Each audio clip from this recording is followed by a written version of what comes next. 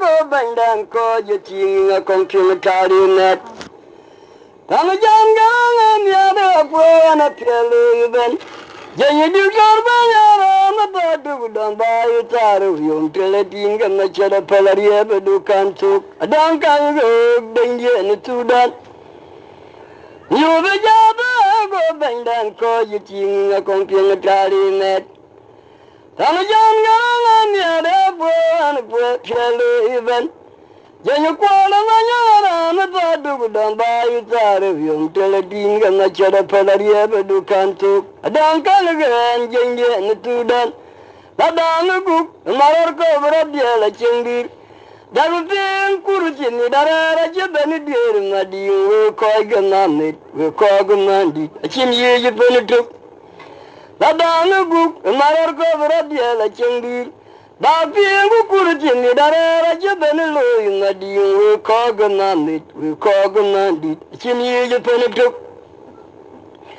Baindana kurutu gici ogukum anan wena mabbe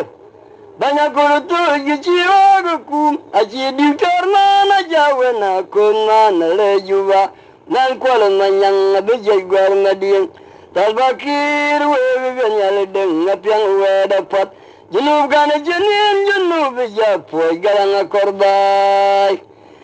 Baindana kurutu gici ogukum anan wena mabbe Banya kurutu gici ogukum aci diktar na jawe na kuna na lejuba nan kwala manyang abijay gwar madiyang talbakir wewe ganyal deng ngapiang weda pat junub gana jenin junub japoy garanga korbay ayo bendime au ka bendime arbiji arba chenna otun chama badial bayok anaga bendime au ka bendime kalankop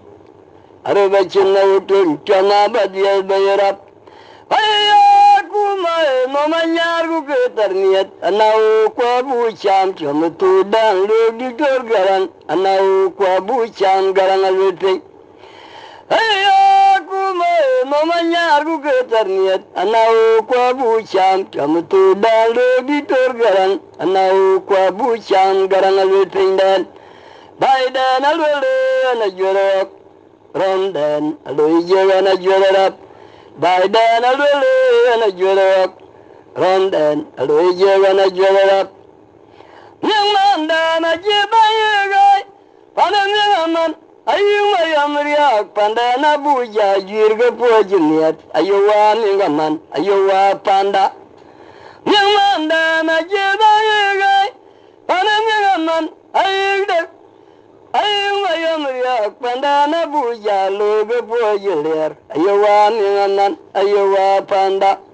Panang yaman ayuga demitang pandana buja jirga pojiniat Ayuwa mingaman ayuwa panda Dwala bunga gutwala ya